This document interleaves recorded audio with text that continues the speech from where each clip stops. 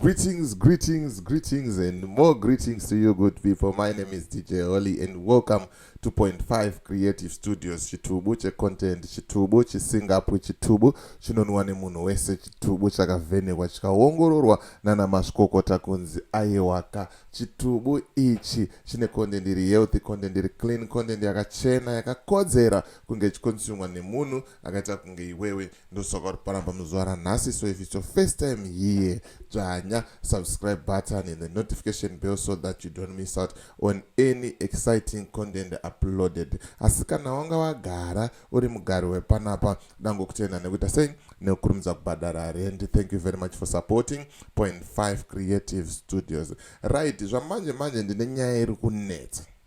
Advocate Nelson Chamisa vari kunzi vakapiwa 20 million US dollars kuti vanyarare vasataure kana chinhu. Ndo nyaya ndiri kufamba nayo zvamanje. Pane audio razobuda zvikanzi takamutarisira kuti mukomana achaita something, achaita plan, but aringotaura kuti hanzi tichamirira Mwari.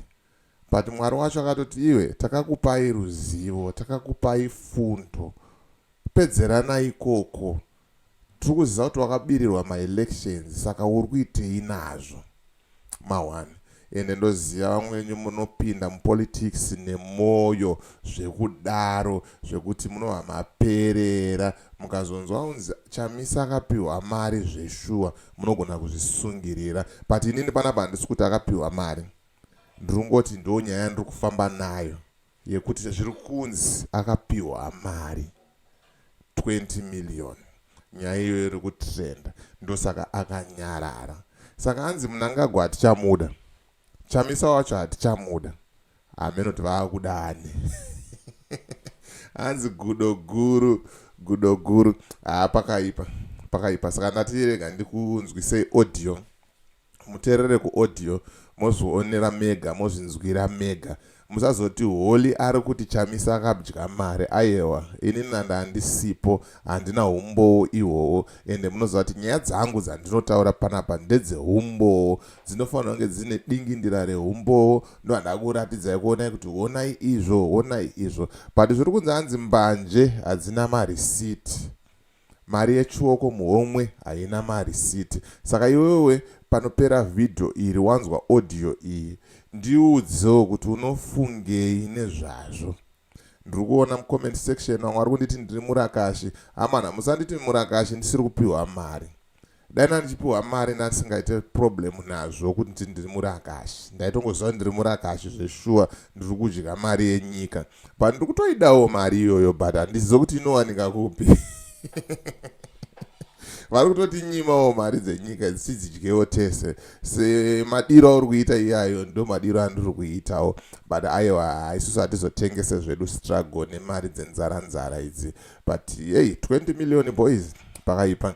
Makaona Dr. Ian Ndlovu vakapiwa 100k, 50k yamadhamu emaprojects nemota 2.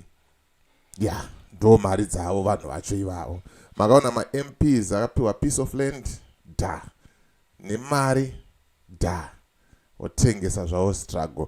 Politics dzemuZimbabwe ipolitics dzedumbu, ipolitics dzenzara. Saka vanhu vakasvikirwa nemari vanosvika pakuita sei, pakutengesa. But hey, mawani, believe it or not, pari kupisa. Zvakavanzika zvichazongobuda. Zvakaitwa mausiku zvinozongobuda masikati, zvakaitwa masikati zvinogona kuzongobuda futi mausiku. Rega tipinde titeerere audio tizwe kuti zviri kunzi chii, zviri kumbofamba sei, uyezve zvakamira sei. Isa comment mucomment section wotaura mafungiro ako, wotaura maonero ako kuti bo here kana kuti bo here. As for me, DJ Oli and the rest of the crew behind the scene, Sarai muchinzwa audio iri. Masikati Jerry Bruro wangu, unoona chatiri kuita rally for kudokuru ndechokuti tatoona sepane do rinokwanisa kuvhurika ipapapo kuti zvinhu zvitinakire. Wamuri kuti iyeyo akabirirwa uyo hongu chokwadi akabirirwa zvaizikanwa nyangwe nekamwana kadiki chaiko. Nokuti kubirirwa uku kwakaita jekerera, hazvina kumboita zvekunzi zviri private aiwa. munhu wese akatoziva kuti kwabirirwa. Asi akabirirwa iyeyo uyo haana kana action dzaakaita, akatoti aiwa tinozodeura ropa Mwari achagadzirisa. Takaita tikangomirira kuti Mwari achagadzirisa, nanhasi hapana kana Mwari akatoti tapedza nemi mavari makuru mozoonera. Ndobva taonawo uyu Geza uyu ataura, titoona nyika ichatodaira, zvadairwawo naiyo ana Chiwenga wacho. Tikati isusu chatiri kutsvaga hatisi kuvenga vanhu, ipapo panzwisisei hama dzangu. Isusu tiri kutsvaga kuti tese tiseve muto, tichidya tichiguta, mangwanani masikati manheru. Zvekupfuma izvi ndezvavo vakapfuma kare apo. Isu tiri kutsvaga chinoenda patebhuru musi iwoyo. Saka tikati isusu tochemera vanopinda apa, isusu tisati tatosvika kuKenani kwacho totanga kuchemera leadership. Tinenge asvika here akomana, ari kutitungamirira kuti tipinde muKenani, regai tipinde. Taamo muKenani tochizonga kuti akomana toita sei kuti tiite mushandira pamwe, uyu abate nokuku, uyu abate nokuku, tione kushanda pamwe chete. Ndo zvinenge zvakanyanya kunaka. Zvinenge tikaparadzana tikati vamwe vari kumhanya nekuku, vamwe vari kumhanya nekuku, isu tichirwisa chinhu chagara chiri chihombe chinoziva kubirira kwacho, chinoziva zvese. Tinoruzaka nokuti chinoita vashoma. Saka tiri kuti ngatimbounganai pamwe chete, tiite chinhu chimwe chete. Taita chinhu chimwe chete tochiona kuti mangwana tinoitei. Wona muhondo chaimo takanga taiti zipo yari kubva nekuku, zanura iri kubva nekuku, tichirwisa vana muzoriwa ava nanaED Smith. But isi takaitoona kutoti aiwa tinokunda nokuti takanga takabatana. Nyangwe vatengesi vaivapo, asi vatengesika nguva zhinji vatengesi vanotokundwa nevari muchokwadi. Hakuna nyangwe mukadi nhumbu haizombokundwi nevari kunze kuti isabude. Nyangwe mwana akabuda akafa, nyangwe akadidi, asi nhumbu inengori negwaya inatobuda, inotobuda chete.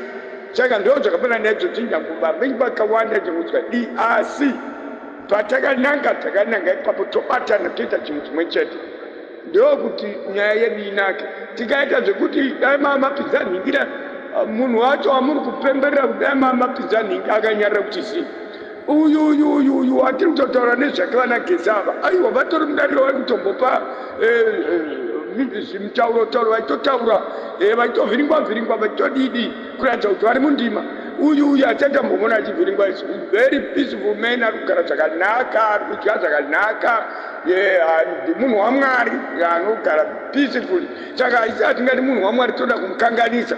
Musakanganise munhu waMwari uyo, anoda zvaMwari. Regai afambe nenzira yaakada yaMwari. Isu tofamba nekudo guru riri kuda zvokuti nyika iinde mberi. Ndokutoti tione kuti tatosvika. Tikada kuti tifambe nemunhu ari kuda magwavha, isusu tichidaiwa ngatidyei nemengo dzacho. Munhu otaiwa ngatingodya magwavha ngedzimengo imbosiyai, hatichikidze because mengo dzatozwana dzacho vari makuru. Saka tiri kuti ngatimboitai mushandira pamwe, akomana vamwe vaitema magwavha, vamwe vaitema mengo, tasvika manje toziva kuti aiwa tasvika. Saka ndiri kuti mwanangu, kwatakabva kure nenyaya idzi mwanangu. Saka rega timboona kuti tinofamba tichiita mufambiro uyu.